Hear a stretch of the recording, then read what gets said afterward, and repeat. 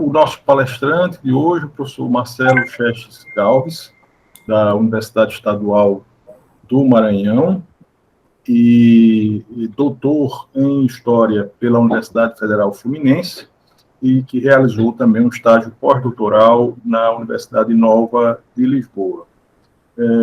O professor Marcelo tem uma quantidade aqui imensa de artigos publicados, e também de livros. Eu vou mencionar apenas o mais recente, organizado por ele, intitulado O Império do Brasil e o Conselho de Presidência do Maranhão, 1825-1834, pela editora da Universidade Estadual do Maranhão, em parceria com o Arquivo Público do Estado do Maranhão.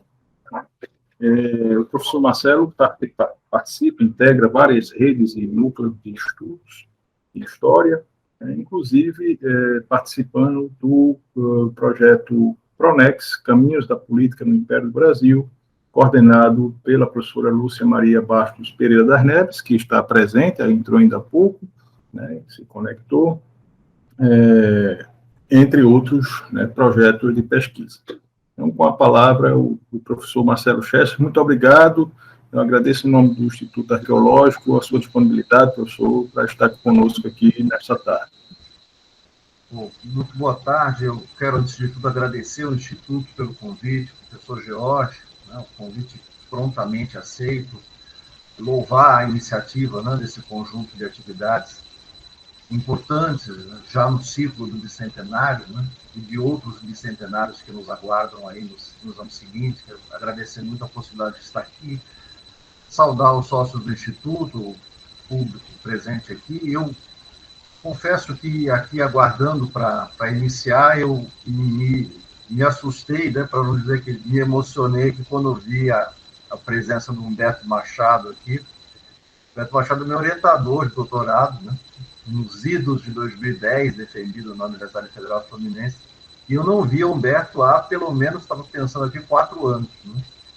E é com muita alegria que eu revejo o Humberto. Eu quero agradecer a presença, A Lúcia Bastos aqui também, sempre fundamental nas coisas, na trajetória, naquilo que eu tenho tentado fazer nesses últimos anos. A Lúcia esteve na banca do doutorado lá em 2010 e sempre nos vemos, e a presença do querido Marcos Carvalho, que eu vi aqui depois entrando. É bom revê-lo, Marcos. Bom, então, assim, eu preparei aqui uma fala com uma parte introdutória relativa a questões que eu penso que aproximam esses espaços coloniais, convergentes ali na minha discussão aqui a partir da transferência da corte, e uma segunda parte, e aí sim com o suporte de alguns slides, centrando mais efetivamente na questão da independência no Maranhão. Então é uma divisão aqui apenas formal, para explicar um pouquinho o caminho do que eu pretendo fazer.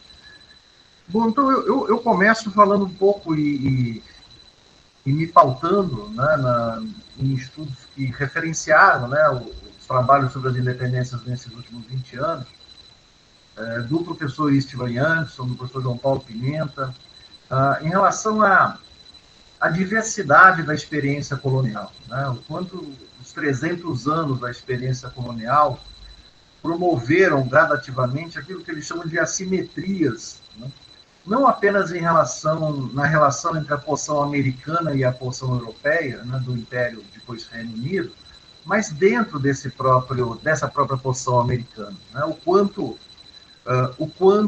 do ponto de vista da composição social, da presença de autoridades régias, das redes de comércio e de interesses formadas, esse território é um território dispar, esse território americano. E o quanto a transferência da corte acelera esses desequilíbrios.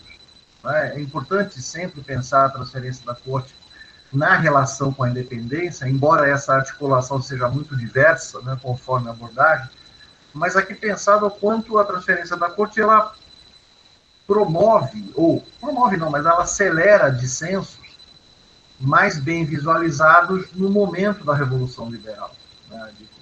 O momento da Revolução Liberal é um momento em que transbordam projetos políticos distintos decorrentes de experiências coloniais distintos, né?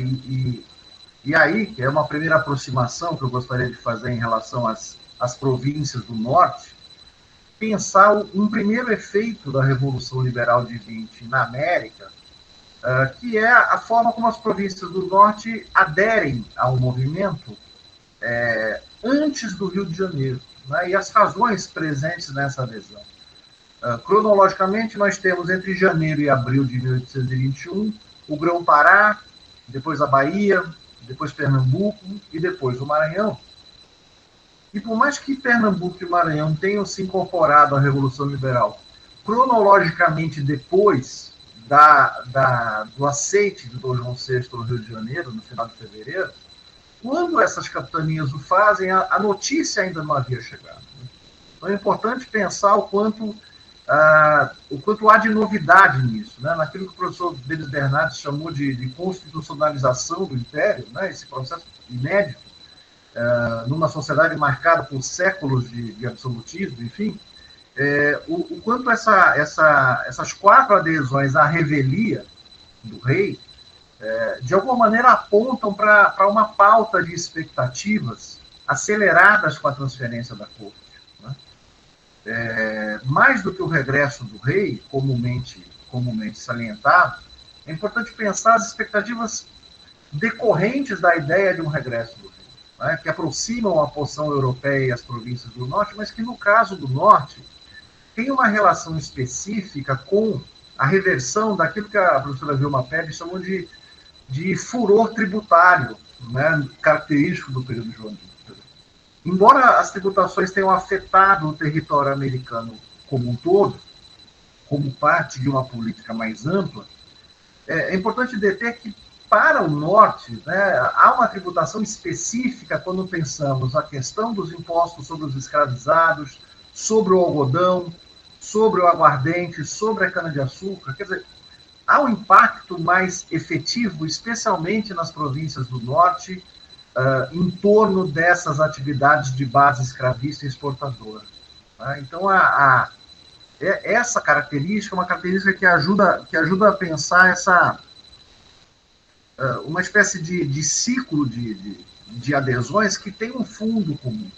E quando nós acompanhamos um pouquinho, e aqui há uma outra correlação entre a Revolução Liberal e a independência, e as independências, também comumente realizada, mas com articulações que são diferentes, quando nós olhamos para o início de 22, né, que é o momento em que os desgastes entre as cortes portuguesas e o regente no Rio de Janeiro se agravam, né, e esse agravamento ao longo dos meses de 22, até o advento de um projeto político vitorioso, anunciado em setembro de 22, essas províncias do norte, de alguma maneira, se posicionam de modo similar ao que havia feito durante a Revolução Liberal. Ou seja, há uma oposição em relação a um projeto centrado no Rio de Janeiro. Isso é importante deter, não no sentido de pensar uma Revolução Liberal como antecedente da independência, numa tradição historiográfica nossa lá do século XIX, mas de pensar o quanto 2 elementos conectam esses tempos. Um deles, a liberdade de imprensa, né, a abolição da censura prévia a partir de julho de 21, e quando eu falo em transbordamento do dissenso tem uma relação direta com a publicização da política, né, com a construção dos espaços públicos de representação política. O trabalho da professora Lúcia Bastos é central nesse sentido, né, por contas constitucionais. Então você tem a publicização como um elemento, mas, para além da publicização, uma pauta que em 21 e em 22, embora próximas no tempo, né, por razões distintas, opõe os interesses do norte ao centro de autoridade sediado no Rio de Janeiro. Quando, por exemplo, e aí eu vou aos poucos pensar a questão do Maranhão aqui, no único e principal jornal em circulação em São Luís desde 21, já no final de 21, no momento em que as cortes determinam, né, no final de setembro de 21, o regresso do regente Pedro, e esse regresso não se dá, desde aquele momento a imprensa no Maranhão clama pela obediência às cortes, né? E há um conjunto de críticas à figura do Pedro, crescentes até que, lá no final de 22, ele chega a ser nominado na imprensa local como chefe de uma facção criminosa.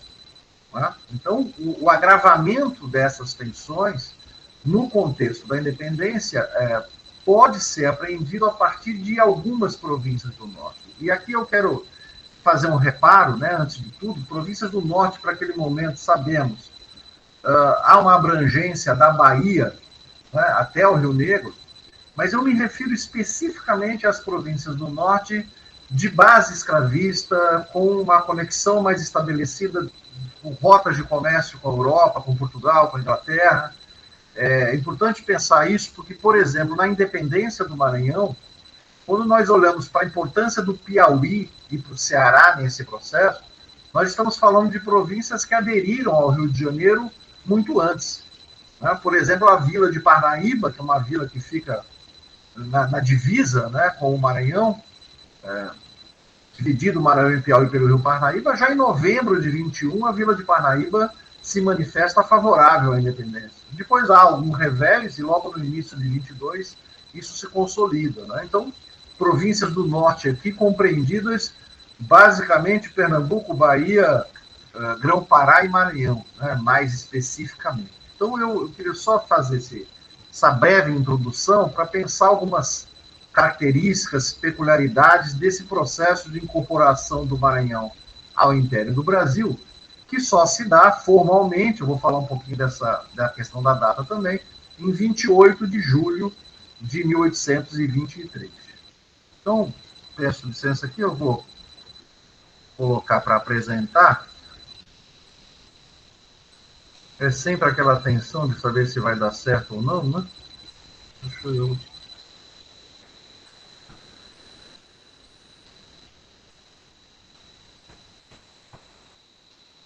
Pergunto se vocês visualizam aí. Sim, está aparecendo. Sim. Então, tá bem. Então, a primeira questão que eu gostaria de salientar é um trecho, um extrato de um jornal que começa a circular no Maranhão no início de 23, a Gazeta Extraordinária da província do Maranhão. Existem apenas 6 exemplares desse jornal, 6 primeiros números, né? E depois 2 ou 3 exemplares espaços durante o ano de 24. Né? Há muito a se descobrir ainda sobre esse jornal, mas a Gazeta foi criada na primeira semana de agosto, com o intuito de, especialmente, difundir as ordens de governo, a nova ordem instituída a partir da chegada do almirante Capoeira em São Luís, no final de julho de 23. Né? Ele chega em 26, dia 28, há uma cerimônia que formaliza, né, a adesão do Maranhão à independência, com a presença de juntas de governo e membros da Câmara de São Luís, enfim. Mas o que eu quero chamar a atenção nesse trecho aqui é a recorrência com que as ordens publicadas na Gazeta exigem o fim das animosidades no interior da província. Não é? Se exige o fim das... tem um termo específico usado mais de uma vez aqui, né? Não sei se eu localizo aqui nos emissários, o fim das hostilidades, né? No interior da província. E esse é um ponto central, quer dizer, quando se pensa em incorporação do Maranhão ao Império, nós estamos pensando um movimento no sentido leste-oeste, né? No sentido da divisa do Maranhão com o Piauí em direção à capital São Luís. Tá? Desde abril, pelo menos, fim de abril, começo de maio de 1823, as tropas independentistas do Piauí e do Ceará ocupam parte da província do Maranhão. Né? Então, uma das questões importantes do Cochrane aqui é deter esse processo, né? Ter o controle sobre essa movimentação e, ao mesmo tempo, capitanear a nova ordem política a partir de São Luís. Né? A própria ideia do 28 de julho como data, né? Evidentemente que é a data em que o centro de autoridade provincial formaliza essa adesão, mas quando olhamos para a dinâmica, né, dessa incorporação, várias outras regiões da província aderiram antes. Né? e algumas aderiram depois. Né? E é um pouquinho sobre essa dinâmica que antecede o 28 de julho que eu vou aqui explorar. Então, para facilitar um pouco aqui a conversa, eu peguei um mapa atual e sobre esse mapa atual eu fiz algumas indicações aqui que podem orientar a nossa conversa. A primeira questão que eu gostaria de chamar a atenção é sobre essa fronteira, essa divisa Piauí-Maranhão. Né? Lá em 1817, essa é uma questão pouquíssimo explorada na historiografia maranhense, uma das medidas tomadas pelo governo da capitania foi a concentração de tropas na região de Caxias, exatamente de modo a evitar qualquer avanço das questões de 17 por sobre o território do Maranhão. Essa é uma questão pouquíssimo explorada, há alguns trabalhos importantes em relação ao Piauí, mas basicamente nada sobre o Maranhão, embora 1817 seja uma temática muito recorrente na imprensa do Maranhão a partir de 21. Eu tive, inclusive, a oportunidade de escrever e publicar sobre isso recentemente.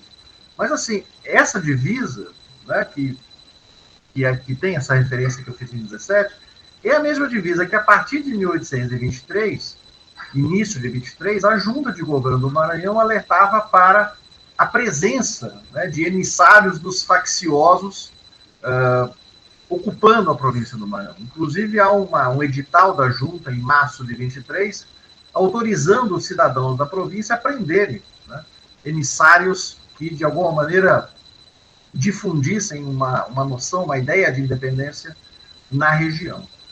Do ponto de vista militar, a ocupação começa, ou a invasão começa, no final de abril, por esse caminho indicado nas setas aí.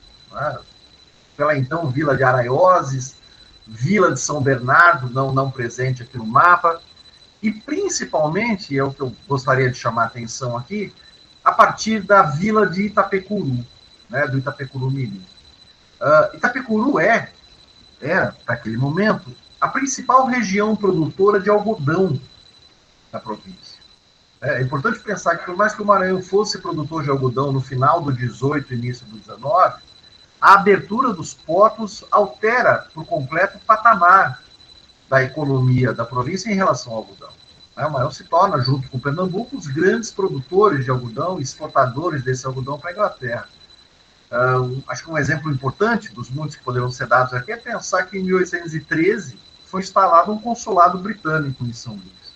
Isso dá uma dimensão da importância que o produto e a rede de comércio em torno desse produto ganha a partir da abertura dos portos. Então, o Itapecuru é a região que concentra grande parte da riqueza da província, né? E, por conseguinte, da mão de obra escravizada. Minimamente é possível pensar em 40 mil escravizados importados pelo Porto de São Luís entre 1812 e 1820, sem contar contrabando, sem contar os caminhos por terra, via Piauí e outras formas. Então, nós estamos falando de uma região de base escravista, né, em torno de um grande produto de exportação, que é o algodão, e na medida que essas tropas se aproximam da região do Itapecuru, há, evidentemente, os riscos de se pensar liberdade e independência a partir de outras possibilidades, né, como a abolição, por exemplo. Então, o risco da convulsão social ajuda a entender o fato de que no final de junho, 18, 19 de junho de 23, a região de Itapecuru tenha aderido à independência. Ou seja, 40 dias antes aí em relação a São Luís.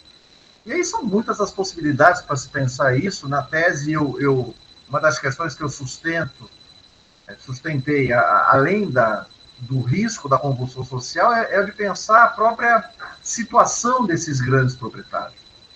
Ao mesmo tempo que o algodão, os números do algodão alteram os patamares, né, da economia provincial e, por extensão, a condição dessas figuras, é importante pensar que o crescente controle britânico sobre os preços do produto ao longo da década de 10, o encarecimento do braço escravo, especialmente a partir do Congresso de Viena, onde Portugal firma com a Inglaterra acordos que vão proibir o comércio de escravizados em portos ao norte da linha do Equador, Isso afeta por demais o preço dos escravizados para o Maranhão a partir daquele momento. Enfim, por mais que haja um crescimento econômico desses grupos naquela última década, esse momento específico do início da década de 20 é um momento de queda acelerada nos preços do algodão, aumento importante no preço dos escravizados e um processo crescente desde os últimos 4 ou 5 anos de endividamento desses proprietários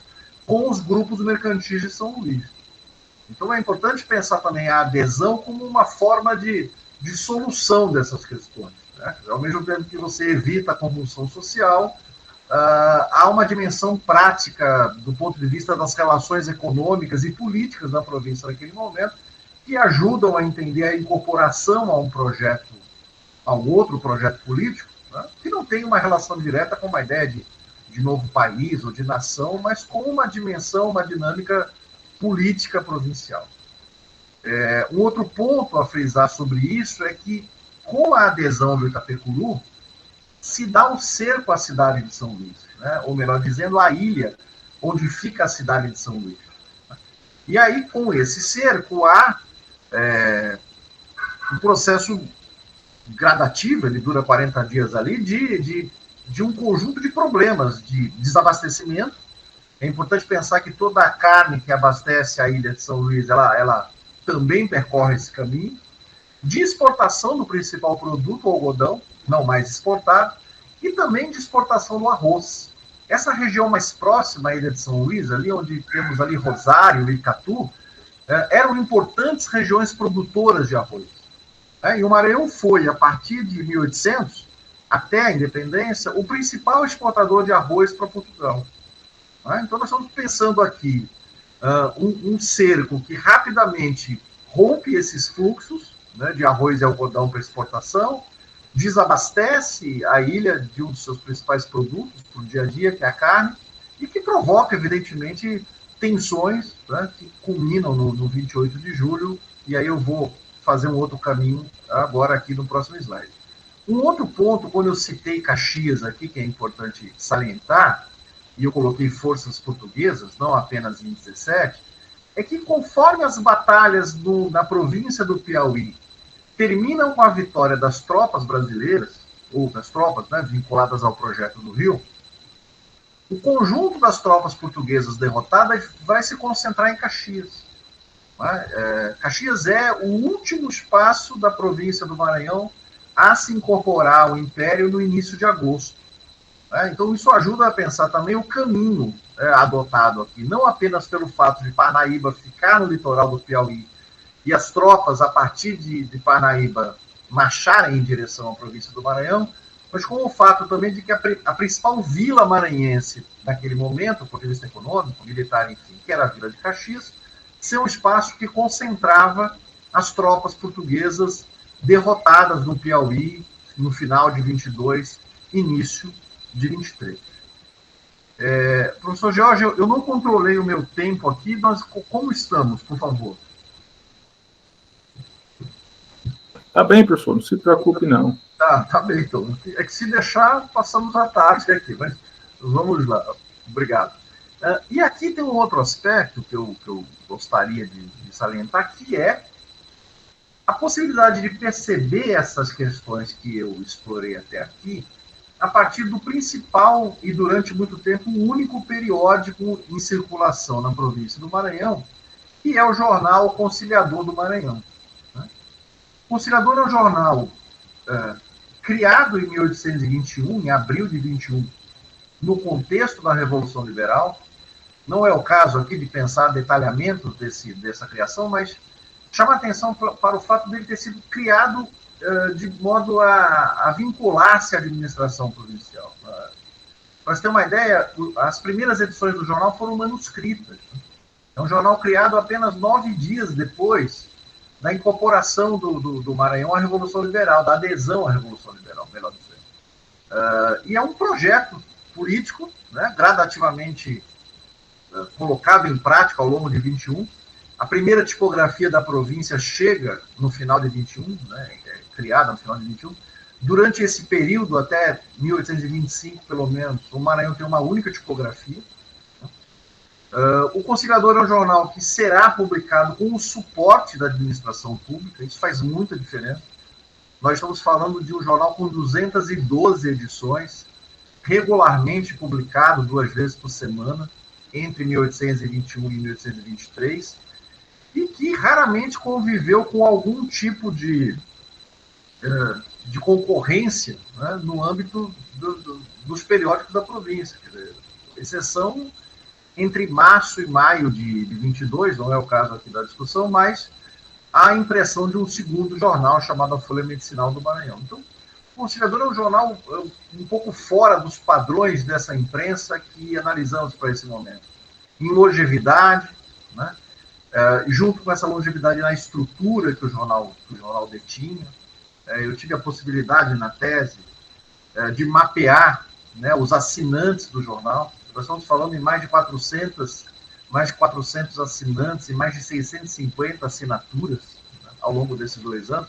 Aliás, a ideia para fazer isso veio da leitura do livro da professora Lúcia Bastos, lá do Corcunda de Constitucionais, quando ela chamava ali a atenção para a importância das listagens do Conciliador.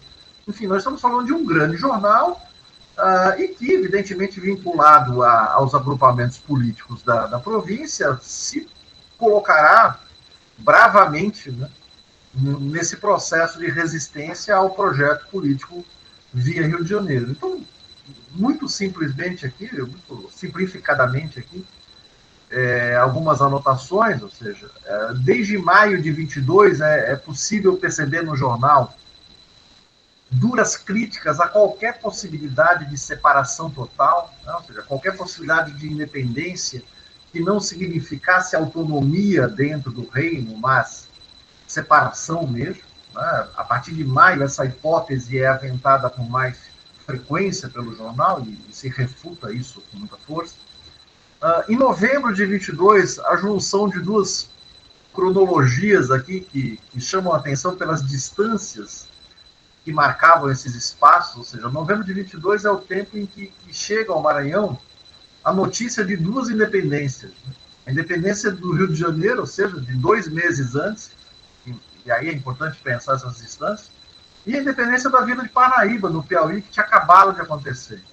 Então, a oposição, evidentemente, a esses movimentos, a forma como o jornal enfatiza, em março de 23, é o primeiro momento de guerra, digamos assim, dentro da província do Maranhão, né, com a prisão do Leonardo Castelo Branco, que havia sido uma figura de proa na Batalha do Jenipapo, lá no Piauí, e que é preso no Maranhão em março de 23, e a partir de maio, a guerra propriamente dita, né, ou seja, informações sobre as batalhas, sobre perdas, as razões para que as perdas acontecessem, a forma de identificar os independentistas com a irracionalidade que caracterizaria um projeto anticonstitucional. Enfim, a partir de maio, o cenário da guerra se evidencia no jornal. A guerra até então era uma guerra em territórios distantes e a partir desse momento é internalizada. Uma outra questão em maio, né, o jornal assume um pouco à frente no sentido de pensar um plano ou de publicizar um plano de resistência a esses avanços. Né? Então, 17 de maio é a data de uma das muitas edições em que, para além de noticiar, para além de se posicionar, se percebe no jornal um conjunto de estratégias propostas, né, de modo a resistir ao avanço enquanto se aguardavam as tropas portuguesas, né, as sempre imaginadas tropas portuguesas.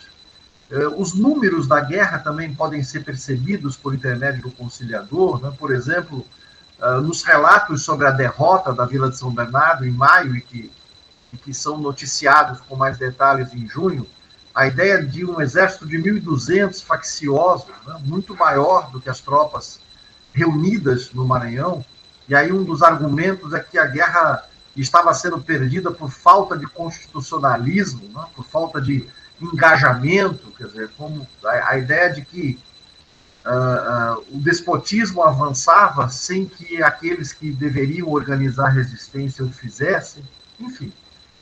até o momento, em julho de 23, em que tropas portuguesas fugidas da Bahia, né, a gente lembra que a incorporação da Bahia ao Império se dá em 2 de julho, se deslocam para o Maranhão. Há aí uma última ideia, né, uma última possibilidade de resistência, e sucedida pouco depois, 10 dias depois, pela chegada do Almirante Cochrane e da oficialização da independência em 28 de julho.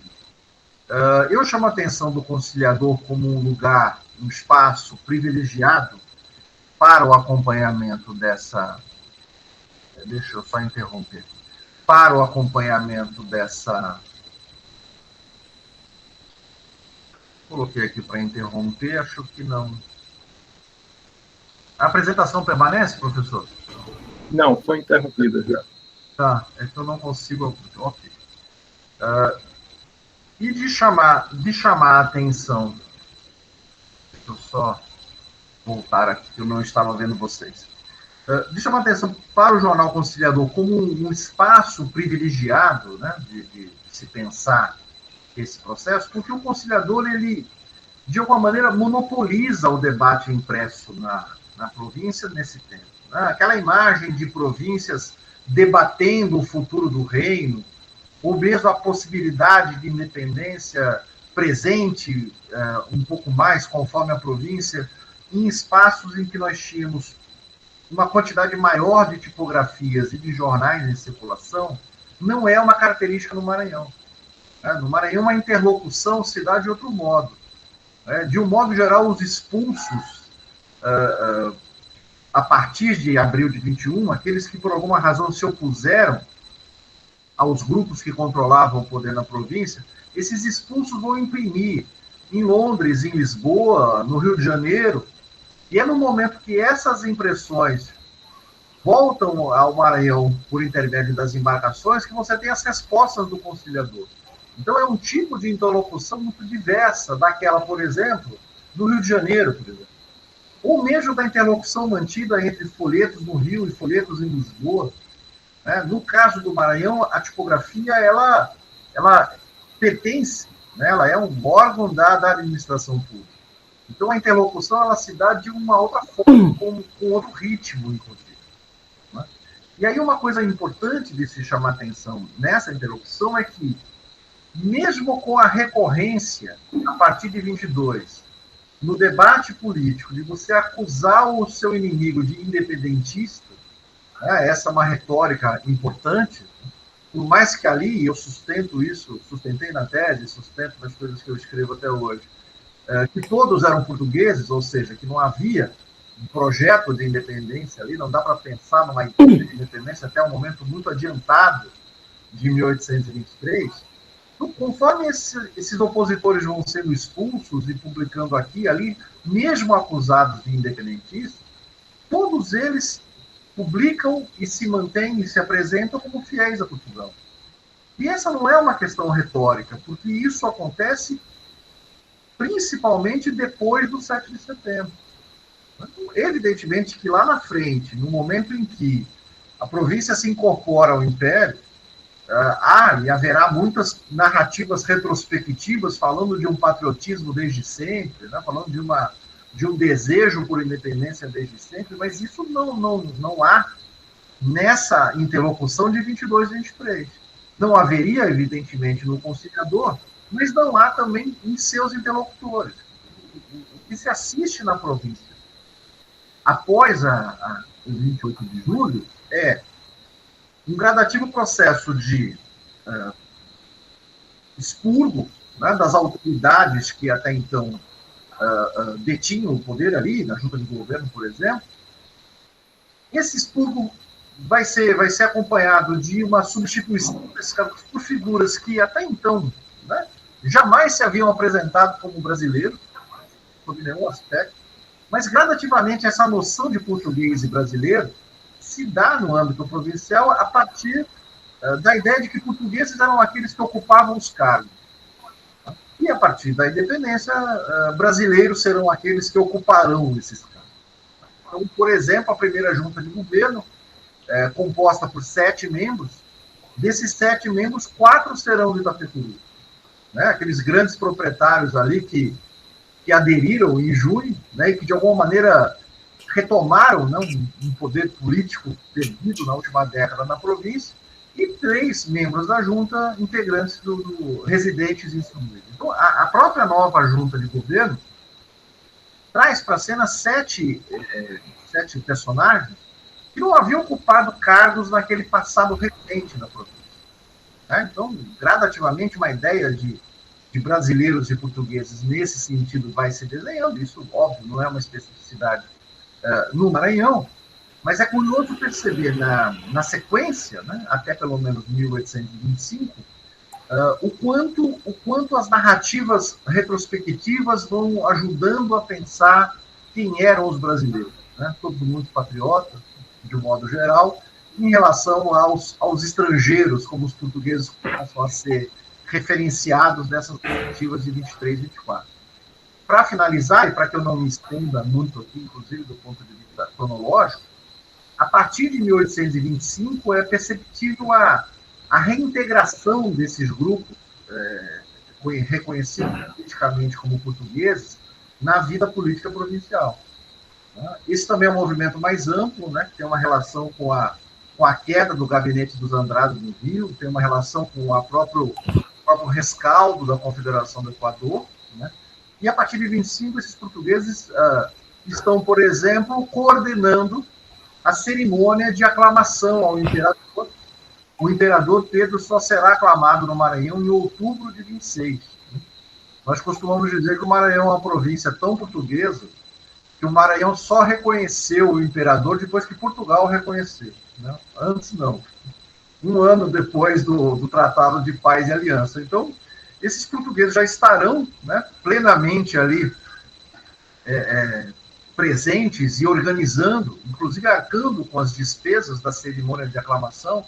O imperador, evidentemente, não vem a São Luís, né, mas são 40 dias de festejo que abarcam o seu aniversário em 12 de outubro, o aniversário de um ano do futuro Pedro II, no início de dezembro, e é um grande festejo organizado pela comunidade portuguesa da cidade. Para encerrar mesmo, em 1831, no momento que chega ao Maranhão as notícias da abdicação do imperador, há um movimento importante de forte cunho anti-lusitano, conhecido como Setembrada, né? E quando olhamos na Setembrada, a lista dos expulsos, ou daqueles que deveriam ser expulsos da província pelo fato de serem portugueses, em grande parte essa lista é a lista de 23. Né? Ou seja, daqueles que foram expulsos em 23, reintegrados a partir de 25 e expulsos novamente em 31. E alguns deles, inclusive, estarão presentes lá na balaiada, ou o nome, né? Estarão presentes como parte das exigências dos rebelados para que novamente fossem expulsos do Maranhão. Mas aí é uma outra história, e eu vou parar aqui as minhas considerações cronologicamente em 1831. Por hora era isso, professor Jorge. Fico à disposição aqui para a conversa.